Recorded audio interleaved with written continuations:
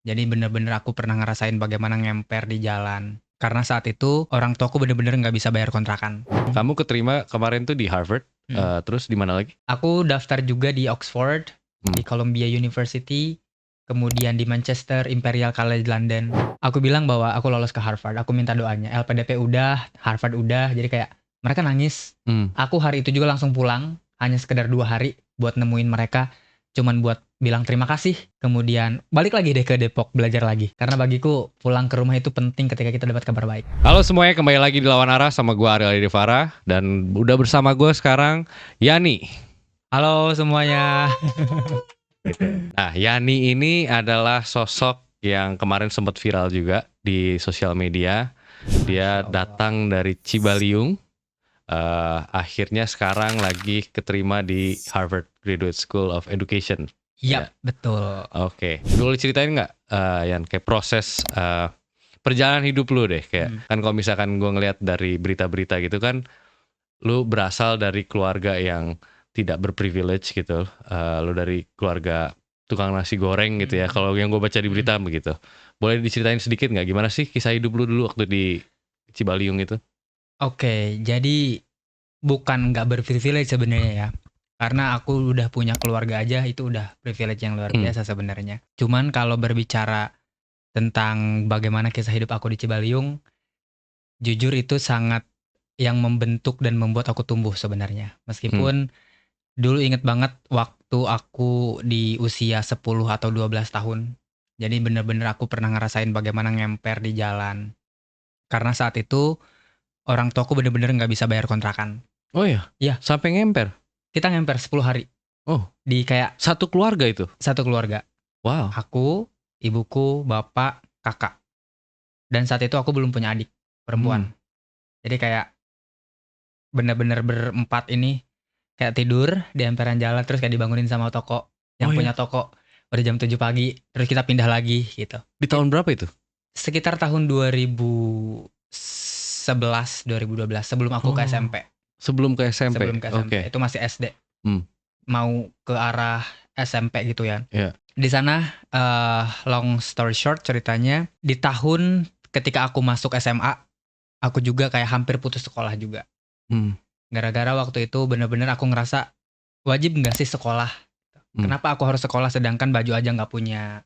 Kemudian harus beli buku segala macam, uangnya dari mana gitu kan, dengan posisi bapakku saat itu masih jualan yang memang di pinggiran jalan banget, nggak yang kayak di toko gede gitu. Oke, sorry, papamu tuh kan jual apa? Apa yang dijualin? Nasi goreng. Nasi goreng. Sejak 2007 jualan nasi goreng. Oke. Gitu sampai aku SMA pun sampai sekarang pun masih jualan nasi goreng sampai sebenarnya. sekarang ya? Kayak aku pengen kerja aja deh gitu tuh. Ditambah Cibaliung itu adalah suatu daerah yang memang anak-anaknya itu memilih untuk kerja dibanding lanjut kuliah atau sekolah.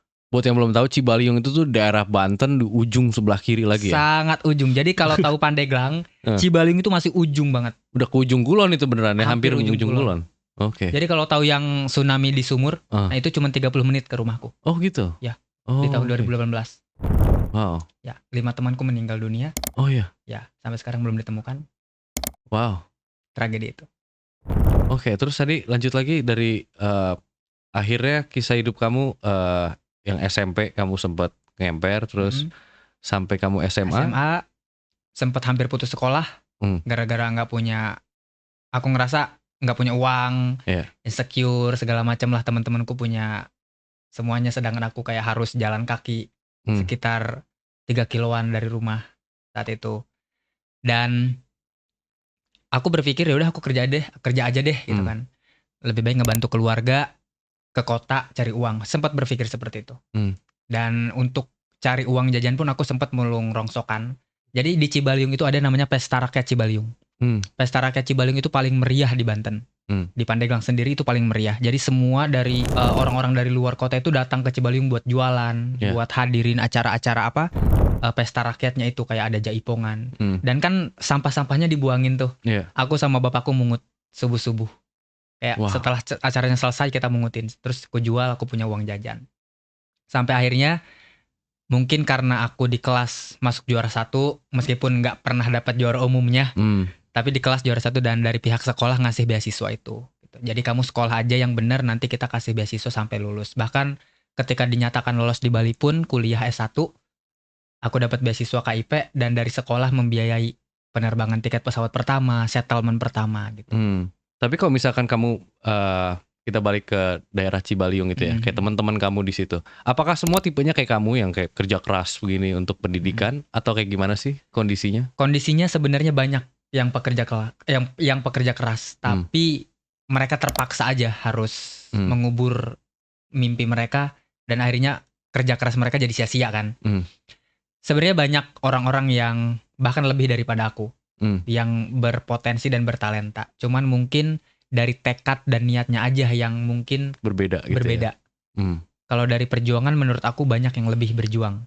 Tapi nasib lah yang mengatur itu. Betul. Mereka harus selesai di situ karena mereka nggak tahu harus kemana lagi. Oke. Sekedar background, kamu tuh akhirnya ini kan S2 ya jadinya. Kamu keterima kemarin tuh di Harvard.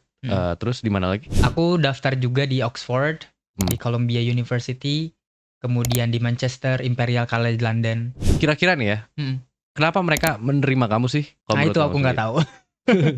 Aku nggak tahu sebenarnya karena itu urusan mereka. Betul. Cuman yang aku coba highlight di sini, kenapa mereka nerima aku mungkin. Kan mereka minta esai, ada beberapa univ ada wawancaranya termasuk Oxford dan Harvard juga ada video respon 1 menit. Oh ada video respon ya? Jadi kayak tes IELTS, langsung ada pertanyaannya gitu kan. Oh oke. CV dan lain sebagainya. Mungkin di sini aku mau highlight bahwa aku diterima di kampus-kampus ini ya karena aku membawa Cibaliung. Aku bilang bahwa Cibaliung ini bukan hanya sekedar desa, tapi ini adalah brilian yang tersembunyi. Di dalam itu banyak pemuda-pemuda yang perlu diperjuangkan untuk meraih mimpi. Aku bilang bahwa Cibaliung itu meskipun kecil, tersembunyi, tapi ada harta karun yang harus digali. Gitu. Aku bawa Cibaliung untuk pertama di tulisan esaiku. Sehingga aku bilang bahwa oh, Cibaliung seperti ini, Indonesia seperti ini, dan kita harus membantu anak-anak Cibaliung. Dan aku buktikan dengan adanya yayasan di sana. Kau punya yayasan juga? Aku punya yayasan juga untuk ngebantu anak-anak kuliah. Dan sekarang dari yang tadinya nggak ada, sekarang sudah ada 238 orang yang kuliah di Indonesia. Oh, wow. Bahkan kita udah memberangkatkan 2 orang yang pertukaran pelajar, IISMA, Indonesia International Mobility Award. Dan nanti bulan Oktober, dia dari keluarga yang broken home, diusir oleh bapaknya sendiri, ibunya jadi TKW dari usia dia SMP, dan udah belasan tahun dong. Sekarang dia ke Eropa. Nanti berangkat bulan Oktober, fully funded. Wow. Itu dari Cibaliung. Itu Desa Main itu ya? Iya. Yang yayasan yang kamu bikin itu ya? Itu Leweng Ha Foundation. Oh, oke. Leweng Ha Foundation namanya. Oke. Wow, kok kayak gitu boleh nggak spill lagi kayak sedikit kayak esai kamu tuh apa sih waktu kamu masuk Harvard dan lain-lain itu? Kemudian esai yang aku coba urutkan ke bawah adalah ketika aku berhasil membantu yang anak ini yang mau ke Eropa ini, dia udah gores-gores tangan. Oh ya. Mau bunuh diri. Dia udah gores-gores tangan di kelas 2 SMA. Dia perempuan. Ya, aku tahu sendiri karena rumah kita nggak terlalu jauh. Sorry dia dibilang anak anjing, anak bangsat, gitulah sama bapaknya sendiri. Dan dia udah bener-bener udah banyak goresan di tangannya. Udah hampir mau mati. Terus dia datang bilang kalau dia tuh mau kuliah. Tapi nggak tahu apakah nasib dia bisa membantu untuk kuliah dengan keadaan keluarga yang seperti itu atau enggak. Aku hanya bilang, yuk kuliah, saya bantu. Cuma bilang itu doang. Dan sekarang dia benar-benar bisa kuliah dengan beasiswa. Aku ceritakan itu di esaiku. Bahwa aku berhasil mengangkat satu anak yang hampir bunuh diri hanya dengan kata yuk kuliah. Oke. Gitu. Terus kamu sambunginnya ke kenapa kamu mau melanjutkan kuliah S2-nya? Apa? Aku ngerasa meskipun background aku pertanian, di sana aku memiliki, ternyata aku bisa mempengaruhi orang ya. Gitu. Dengan hanya berkata yuk kuliah, dengan sedikit motivasi, dengan sedikit kata-kata yang mungkin bisa membangun mereka tergugah untuk melanjutkan kuliah dengan berbagai keadaan yang mungkin tidak memungkinkan mereka untuk kuliah. Dengan interaksi sosial yang aku bangun di sana, dengan coba perlahan mendekati kehidupan mereka seperti apa, sampai kita tahu kayak mereka harus seperti apa, harus kemana, harus kayak gimana, potensi mereka kemana. Setelah tahu aku coba bilang, kamu cocok di sini. kamu layak di sini. Dan aku ngerasa, wah, aku kayaknya harus belajar tentang human development. Aku harus belajar bagaimana cara membangun manusia, khususnya pola pikirnya itu. Dan di pertanian aku nggak mempelajari itu secara keseluruhan, karena aku cuma belajar human resources, pengembangan masyarakat. Aku ingin spesifikasinya lebih ke psikologinya. Oleh karena itu aku ngambil human development di Harvard University. Oke. Sorry, ini kita ngomong loncat-loncat ya. Jadi dari SMA, terus akhirnya kamu tadi S1 pertanian. Di mana? Di Udayana, Bali. Di Udayana, Bali? Iya. Terus akhirnya setelah itu sempat kerja kah setelah lulus apa langsung lanjut? Aku freelance, aku kerja part time, jadi personal asistennya psikologis di Jawa. Jadi kayak aku tuh saking aku mendalami, Bu, saya ini bisa loh Bu, kayak coba untuk juga mempengaruhi orang gitu Bu. Boleh nggak ya saya mempelajari ilmu ini bareng Ibu gitu. Aku kenal sama Bu Lea ini dari Jawa, itu dari organisasi. Jadi aku punya yayasan dan salah satu dosen di Universitas UIN Malang ini, dia masuk jadi jajaran tim inti kami. Dan dia jurusannya di bidang fisioterapi dan juga psikologi gitu. Jadi dikenalkanlah sama Bu Lea ini. Kemudian coba saya reach out dan ya udah kayak, oh boleh kamu coba bantuin saya di bagian Instagram, konten, kemudian bantuin untuk coba mengurus event, kemudian stakeholder meeting dan lain sebagainya. Di situ belajar banyak banget sih tentang psikologi. Aku freelance juga jadi event organizer, kayak bantuin I.O. Ada G20 juga kan kemarin di Bali. Kayak bantuin eventnya, acaranya, sambut orang ke Bali. Gitu. Aku jadi penasaran sih sebenarnya, kayak kalau ngelihat dari keterbatasan informasi yang mungkin nggak sebanyak orang-orang di kota dapatkan gitu ya. Orang-orang yang di Jakarta, itu orang-orang yang di Bandung, mungkin kota-kota besar, di Cibaliung. Dengan keterbatasan kamu secara finansial juga, banyak mungkin orang-orang yang memiliki kondisi kayak begitu akhirnya kan menyalahkan keadaan. Biasanya yang kayak, well, lu udah di Jakarta, lu punya privilege gitu, jadi lu pasti sukses gitu. Ternyata kan kamu bisa ngedobrak itu gitu. Nah aku penasaran, menurut kamu tuh kira-kira apa sih yang membuat kamu dari lingkungan yang memang menurutku juga memang sulit gitu. Kadang-kadang mereka terjebak dalam kondisi sosial yang mereka mau berubah juga susah, gak ada kesempatannya. Apa sih yang bikin kamu kok bisa berhasil kayak begini tuh, punya motivasi dari mana dan mindset dari mana, atau mungkin stepnya kamu bisa ngerangkak naik sampai detik ini gitu? Pertama memang ketika aku ngelihat orang tuaku pulang dan aku bangun subuh waktu itu jam 4 mereka baru pulang, terus kayak bilang, kamu harus sekolah, cukup kami aja yang gak sekolah. Itu baru jualan nasi goreng, jam 4 subuh baru pulang, buka jam 5 sore. Dan di sana aku nangis banget. Kayak, oke, aku bakal sekolah. Aku bakal coba untuk menjadi seseorang yang membuat kalian tidak seperti ini terus gitu. Aku ingin membuktikan bahwa meskipun sekarang hidup ini benar-benar kayak membuat kalian harus pulang subuh, berangkat sore, aku ingin mencoba untuk mengubah itu. Dulu aku nggak pernah dapat juara 1. Waktu SD aku hampir nggak naik kelas. Nilai rapotku itu kayak benar-benar dari ranking terakhir. Tapi setelah ngelihat raut wajah orang tuaku capek banget dan bekerja, uang gak seberapa. Kalau aku gak sekolah, kalau aku gak mengenyam pendidikan, apa yang mau diubah dalam hidup? Karena bagi aku pendidikan adalah satu hal yang bisa membuat aku berubah, bisa membuat keluargaku juga berubah dalam hal finansial, pola pikir dan lain sebagainya. Dan apa yang membuat aku kuat adalah karena aku punya mimpi. Aku ingin membahagiakan kedua orang tua, bukan hanya sekedar ingin, tapi gimana caranya bisa mewujudkan itu? Kemudian bagaimana caranya aku bisa menjadi orang yang bukan hanya punya banyak uang, tapi aku bisa membantu orang-orang di sekelilingku jangan sampai merasakan seperti aku. Karena ketika kuliah aku sempat didiagnosa juga Dory syndrome, gangguan neurotik, sampai aku lupa ingatan. Itu karena stres. Aku bingung nyari uang kemana lagi buat biaya tambahan kuliah. Aku bingung harus cari uang tambahan kemana lagi buat bantuin keluarga di rumah, adikku sekolah, gitu kan. Jadi banyak pikiran yang masuk sampai aku mungkin kapasitas otaknya udah meledak gitu ya. Akhirnya aku lupa ingatan 10 hari. Waktu itu. Sempet lupa ingatan. Itu di Jogja. Lagi di Jogja, lagi ada event IOI, International Olympiad Informatik. Capek. Sedih. Mau marah ke siapa nggak tahu. Akhirnya di situ kayak, oke, sebelum kamu membangun orang, bangun diri sendiri dulu deh. Aku coba untuk merangkai mimpi-mimpi itu. Aku ingin ke Harvard, aku ingin kuliah, aku ingin kerja di sini, aku ingin kerja di situ. Penghasilanku per bulan harus seberapa nantinya. Aku tulis setiap hari. Oh, kamu tulis, kamu journaling gitu ya? Meskipun udah banyak banget buku-bukunya, aku tulis setiap hari. Karena itu yang membuat aku bangun. Oke, kalau misalkan menurut kamu pribadi nih, kayak perlukah mimpi yang besar? Kalau misalnya ngeliatin dari kamu kan tadi mimpinya hanya membanggakan orang tua, yang sebenarnya tidak merubah dunia gitu kan. Kebanyakan orang bermimpi tinggi gitu. Apakah perlu mimpi besar atau kayak cukup punya mimpi aja cukup? Punya mimpi aja nggak cukup, tapi mimpi besar juga tidak selamanya diperlukan. Oke. Aku selalu memegang prinsip bahwa dream big, start small, walk now. Jadi kayak mencoba untuk bermimpi besar, tapi tidak selalu mimpi itu harus besar. Dream big seseorang itu berbeda-beda. Mungkin aku ingin jadi dosen, ya itu dream bigku, ingin jadi dosen. Ada yang ingin jadi pengusaha, itu dream bignya jadi pengusaha. Jadi mimpi besar yang seperti apa yang mereka inginkan itu disebut mimpi besar. Enggak yang harus jadi presiden, harus jadi pilot gitu kan. Itu bisa saja kalau memang mimpi kita ke sana.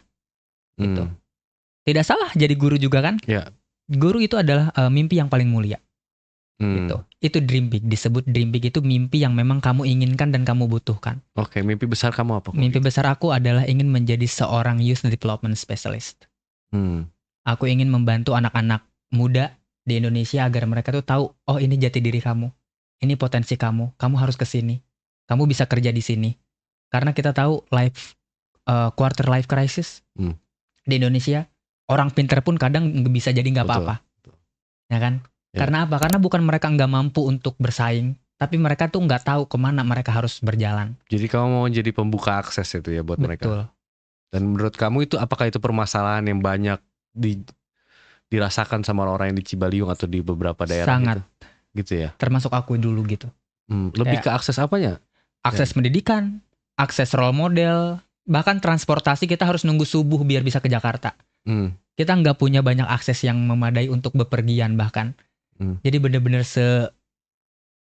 segemilut dan serumit itu hidup di Cibaliung. Hanya orang-orang yang mungkin sudah punya kendaraan, yang sudah punya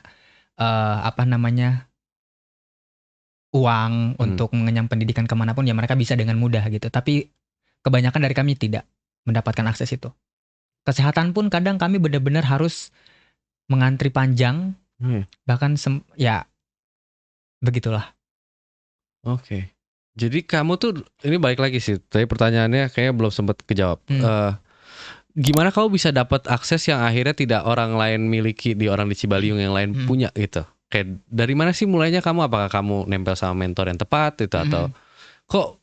Aku coba kepikiran aja nih ya, kayak ngebayangin orang-orang yang ada di daerah-daerah gitu itu kadang-kadang mereka nggak punya akses gitu untuk bisa mau jadi kamu sekarang tuh kayak kejauhan gitu. Jadi mulainya dari mana sih gitu? Pertanyaan itu kali. Oke. Aku inget banget mulainya itu dari jiwa aku yang ambis pengen ikut lomba terus. Oke. Aku tidak ambis untuk selalu menjadi juara, tapi aku selalu ambis untuk ikut lomba terus. Ikut kegiatan terus. Kenapa? Karena aku bukan mencari juaranya, tapi aku mencari relasi di luarnya. Aku mencari orang-orang yang turut membantuku untuk tumbuh. Aku ingat waktu MTS, aku sekolah di MTSN 3 Pandeglang. Aku pertama kali diajak lomba keluar kota itu ke Tangerang. Ke Tangerang, ikut lomba pramuka, nggak dapet piala satupun. Tapi yang membuat aku senang adalah, oh ini Tangerang. Ini salah satu kota yang pernah aku ingin coba pijaki nih. Ternyata aku ada di sini, ketemu sama orang-orang. Dari situ dulu, stepnya masih Tangerang dulu sana, gitu ya. Kan. Dari situ kayak, wah ini banyak orang-orang yang keren. Akhirnya kan standar hidup kita naik satu derajat biar bisa kayak dia gimana caranya. Dari situ awalnya. Dan yang paling melekat itu adalah ketika aku ikut Jambore Pelajar Teladan Bangsa di Bogor. Di Garut. Tahun 2018. Pertama kali aku bikin esai dalam hidup. Hanya 500 kata. Dan ada dari seluruh Indonesia cuma ada 100 orang yang lolos. Aku bikin esai dan aku lolos ke Garut. Orang-orang pas aku ketemu di sana, ada yang udah ke Malaysia, ada yang udah ke Eropa, ada yang ke Amerika, sedangkan aku baru ke Garut. Itu yang paling jauh. What? Ini kamu hidupku. Ada mindernya nggak itu kayak gitu? pernah minder. Kayak aku ngerasa di Cibaliung aku tipe orang yang bisa disebut berprestasi. Ikut lomba sana sini.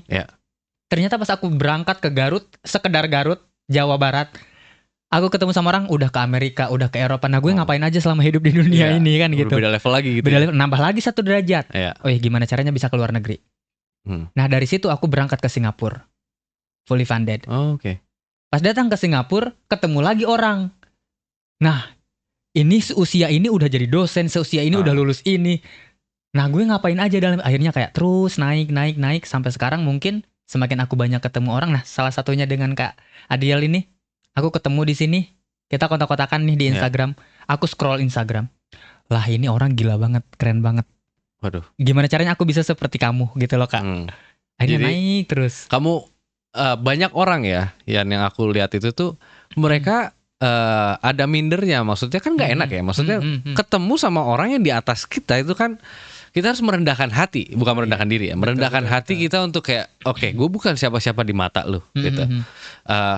Dan kamu adalah sosok yang merasakan itu juga, apalagi kamu mungkin lebih dari bawah gitu. Mungkin aku perjuangan aku tuh nggak sebawah kamu lah, mulainya itu dari yang ke Garut aja udah ini, walaupun aku punya ceritanya sendiri gitu ya.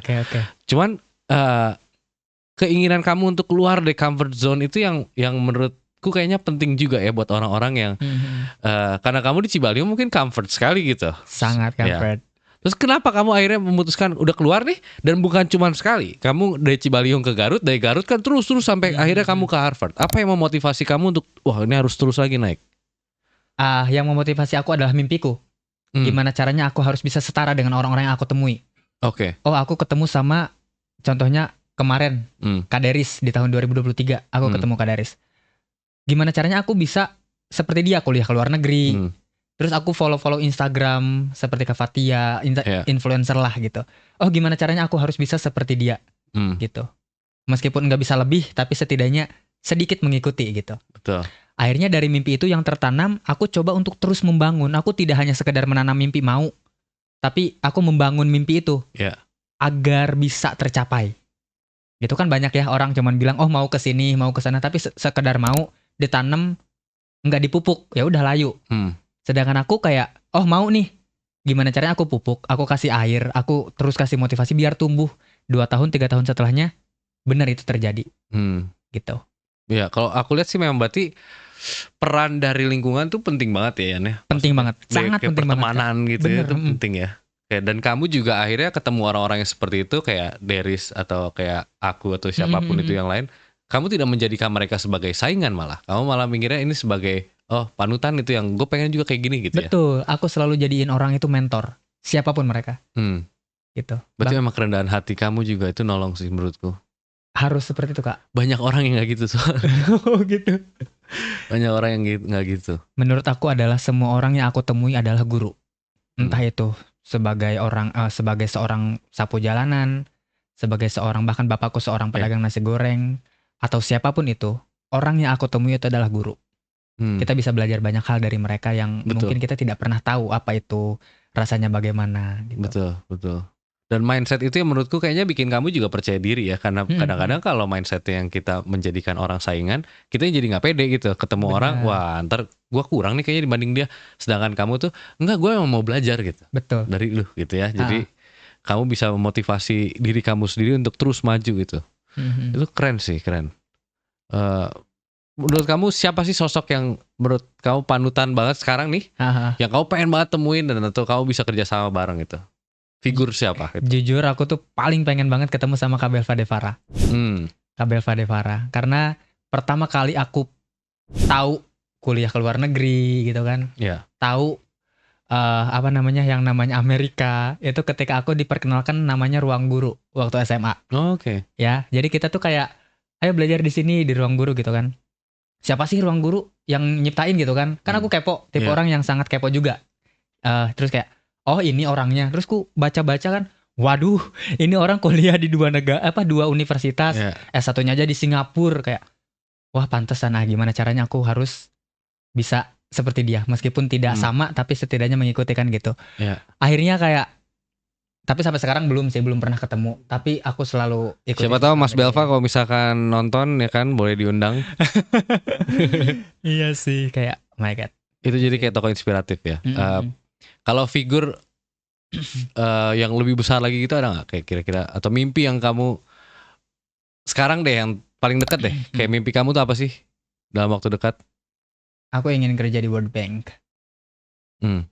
Kamu mau kerja di World Bank, kenapa? Ya, karena aku bukan hanya ingin membantu negara-negara berkembang seperti Indonesia, tapi juga aku ingin membantu negara-negara lain yang mungkin memiliki hal yang sama masalahnya. Karena aku percaya anak muda bukan hanya ada di Indonesia aja, tapi di seluruh dunia pasti ada anak muda. Dan aku berharap sebagai Human Development Specialist, nantinya bukan hanya sekedar membantu membangun satu negara, tapi bagaimana caranya negara lain juga ikut terbangun. Kemudian berbicara tentang role model, tokoh yang sangat-sangat aku kagumi adalah Bapak B.J. Habibie. Itu adalah orang yang filmnya selalu aku tonton hampir setiap minggu. Habibie dengan Ainun. Film yang sama. Habibie dan Ainun. Kenapa? Aku ngelihat perjuangan dia benar-benar nyata. Kuliah di Jerman, dibully juga sama rekan-rekannya kan. Yeah. Tapi dia terus maju dan dia membuktikan bahwa memang dia belajar untuk membangun. Gitu. Aku salut. Dan kalau aku sempat ngeliat juga kan wawancara kamu ya sama beberapa media gitu, tokoh sosok papahmu dan sosok kayak kakakmu itu berkontribusi banyak ya, keluargamu lah berkontribusi banyak ke kehidupan kamu sekarang gitu, ke pendidikan gitu. Aku sebenarnya jujur penasaran sih, kayak kenapa papamu segiat itu untuk kayak kamu harus sekolah gitu. Jarang banget kayak untuk orang-orang yang papamu S1 atau? Bapakku nggak sekolah sama sekali. Nggak sekolah sama sekali. Nah makanya dari latar belakang yang tidak sekolah sama sekali, kok dia pengen banget itu anaknya untuk sekolah tuh, menurut kamu gimana sih? Pokoknya yang paling aku tahu adalah keluargaku itu adalah keluarga putus sekolah. Mamaku, bapakku, bahkan kakakku nih. Iya. Semuanya putus sekolah. Dan dari situ mungkin bapakku selalu bilang kamu harus sekolah karena jangan sampai anak-anaknya itu nggak sekolah. Cukup orang tuanya aja. Dan dia selalu bilang, capek jadi orang gak punya itu capek. Kamu harus kerja di ladang, kamu harus nunggu gaji turun, kamu harus begadang, kamu harus benar-benar bukan cuma otak yang disuruh mikir, tapi tenaga juga diporsil gitu. Minimal kamu sekolah, kamu tahu bagaimana caranya dapat uang dengan cara yang lebih mudah. Gitu. Jangan sampai mengulangi hal yang sama seperti bapak.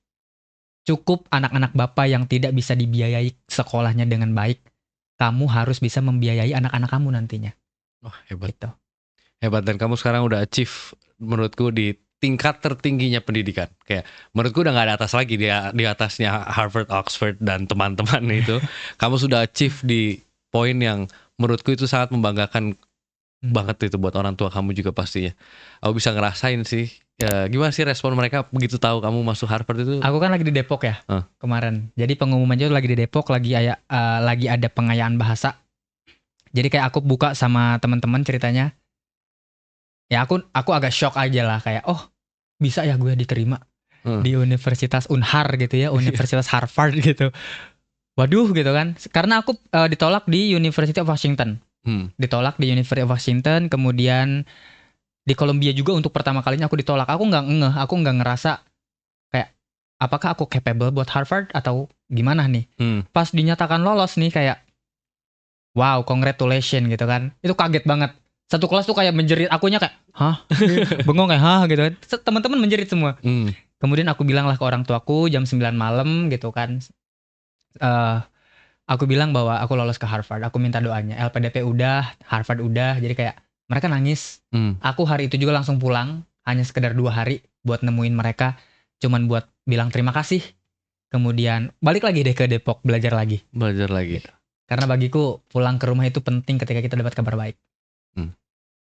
Kamu membagikan itu, kebaikan itu juga gitu ya. Ke orang tua kamu bisa merasakan, bisa ngerasain situ bangganya. Perjuangannya orang tua kamu gitu ya untuk sekolahin kamu sampai di titik kamu sekarang sih. Aku bisa jujur baca cerita kamu di sosial media tuh kaget banget, yang kayak wow. ini achievement, walaupun despite kayak orang mau ngomong mungkin banyak juga yang hate gitu ya. Banyak.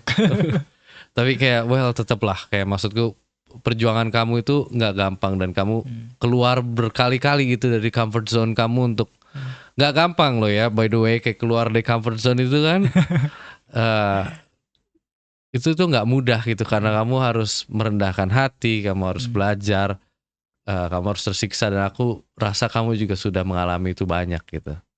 Nah sekarang ini mungkin boleh share sedikit kayak persiapan kamu waktu masuk Harvard tuh gimana sih? Pertama aku daftar LPDP dulu. Oke. Karena aku takut kalau aku nggak punya funding buat ke Harvard, percuma dong nanti misalnya kalau misalnya lolos gitu kan, aku nggak punya beasiswa, takut. Pertama aku daftar LPDP dulu, tapi jauh sebelum itu aku mulai di tahun 2022. Setelah aku mengalami depresi and stress itu. Setelah aku sembuh, aku langsung mengubah hidupku. Oh, aku harus menata hidup lebih baik, aku harus mengatur jadwal. Aku coba baca-baca semua website universitas, salah satunya Harvard. Dan aku tulis di buku yang memang khusus, itu tebal banget persyaratannya, kemudian dia minta IELTS-nya berapa. Aku belum punya IELTS waktu itu. Aku punya IELTS itu di tahun 2023. Di tes pertama skorku masih 6,5. Itu skorku dulu juga sama. Iya kan? Kayak jauh banget. Pas aku lihat 7,5. Waduh, kurang berapa ini kan gitu, kayak wah jauh banget. Akhirnya kayak oke, syukurnya aku ikut bridging course kan dari ke Kemendikbud. Cuman sekarang kayaknya udah nggak ada deh. Aku dikasih tes IELTS 2 kali, kemudian aku tes yang kedua kalinya aku dapat skor gitu di 8,5. Nah kayak aku mengerti pola-polanya untuk belajar apa gitu, karena aku mau kan gitu. Udah gitu kayak udah ada nih IELTS-nya nih. Coba aku apply ke LPDP dulu. Udah gitu dapat LPDP langsung ke Harvard. Gitu. Aku baca dulu semua permintaannya. Ini si Unip ini mau ngapain sih? Si Unip Harvard ini maunya apa dari aku gitu loh. Dia minta si aplikan ini harus ngapain nantinya. Dia harus sudah ngapain aja, aku bener-bener baca. Nggak boleh ada yang skip satu. Nggak boleh kamu miss gitu ya. Iya. Bahkan kayak faculty member, alumni, aku baca dari ujung paling atas sampai ujung paling bawah. Aku bener-bener baca sebelum daftar.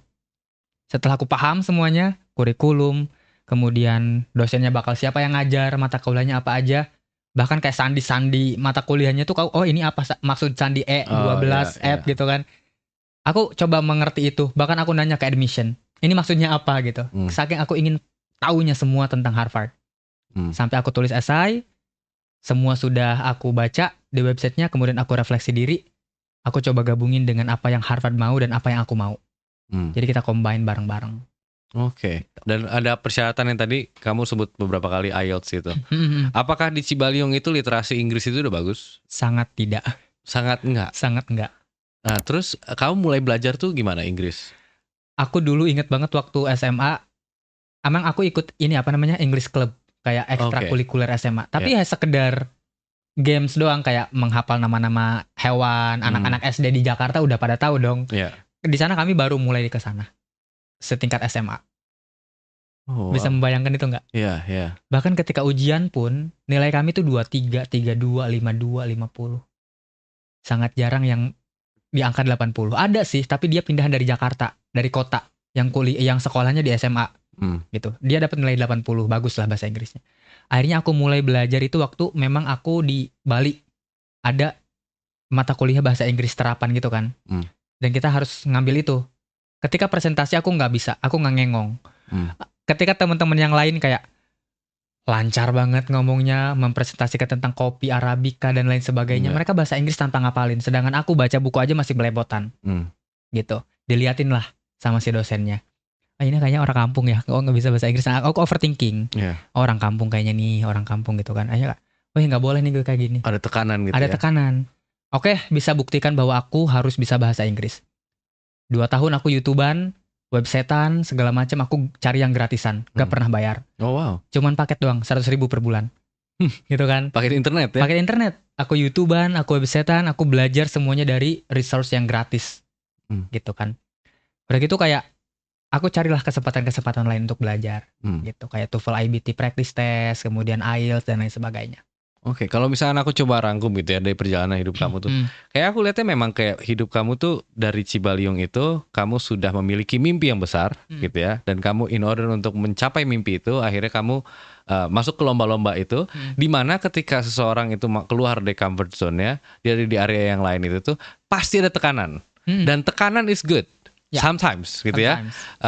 Sometimes tekanan yang pas itu tuh bagus karena kita akhirnya bergerak kan, karena contoh hal sederhana deh, orang ya tadi yang kamu bilang kayak dari daerah Cibaliung yang kamu mungkin nggak ngerti bahasa Inggris, ketika orang ngomong kayak ini orang kampung nggak bisa bahasa Inggris, itu kan tekanan buat kamu, tapi tekanan yang positif, akhirnya kamu mempelajari bahasa Inggris, akhirnya nanti setelah kamu udah bisa bahasa Inggris, kamu masuk lagi ke lingkup yang lain yang naik level lagi tadi yang dari cerita kamu, dan sesudah itu terus naik gitu ya, jadi tanpa kamu sadari juga mungkin kadang-kadang kamu udah di poin yang sekarang gitu. Oh, kamu mungkin memang sudah di level yang tinggi banget gitu ya, sampai padahal perjalanannya itu tuh kecil-kecil kok stepnya gitu kan. Orang nggak ngelihatnya yang kayak nggak ujuk-ujuk gitu bahasa Sunda mah. Dari Cibaliung ujuk-ujuk ke Harvard gitu. Tapi kayak ada step-step kecil yang kayak kamu ikut lomba, kamu ke Udayana itu. Jadi step-step kecil itu yang kamu ambil gitu ya. Dan kalau menurut kamu sendiri, Inggris memang sepenting itu ya? Penting banget. Aku bisa hidup di Bali gara-gara bahasa Inggris.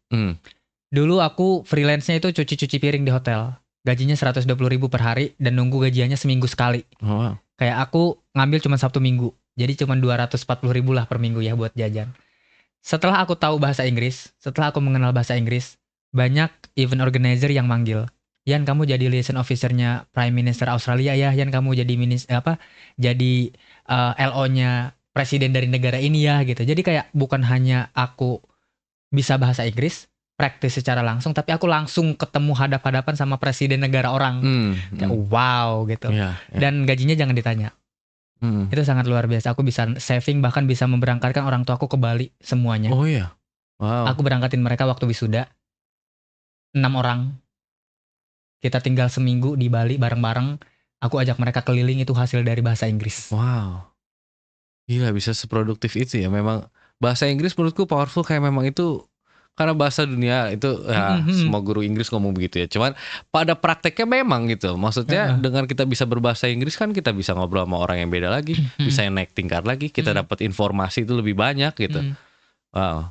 Oke, kalau misalkan sekarang kita mungkin tutup kali ya, buat anak-anak muda nih yang mungkin sekarang kondisinya lagi berusaha gitu untuk bisa naik tingkat dari dimana mereka sekarang gitu. Ada tips nggak menurut kamu atau ada wejangan gitu? Tipsnya kalau dari aku pokoknya teman-teman jangan merasa kecil. Meskipun kita berasal dari desa kecil, ya bukan berarti mental kita kecil juga. Betul. Kakakku selalu bilang budak kampung. Jadi kalau bahasa Indonesia orang kampung gitu ya. Kalau bahasa Sundanya kan budak kampung. Budak kampung. Orang kampung bukan berarti kampungan gitu loh. Kita orang kampung tapi harus selalu menjadi orang yang coba bersinar dimanapun kita berada. Dan aku mau coba kasih saran. Aku dulu buku pertama kali yang mengubah hidup aku adalah The Power of Habit. Jadi ada beberapa loop, ada beberapa lingkaran yang perlu kita coba. Dari setiap lingkaran harus keluar dari zona nyamannya gitu. Karena di sana kita akan coba terus meningkatkan level diri kita untuk standar yang lebih tinggi, lebih baik gitu, dengan tetap down to earth. Gitu. Dan ya, bermimpi, dream big, start small, walk now. Coba bermimpi besar, mulai dengan langkah-langkah yang kecil, jalan sekarang. Wah, keren. Thank you Yan udah datang. Thank you Kak.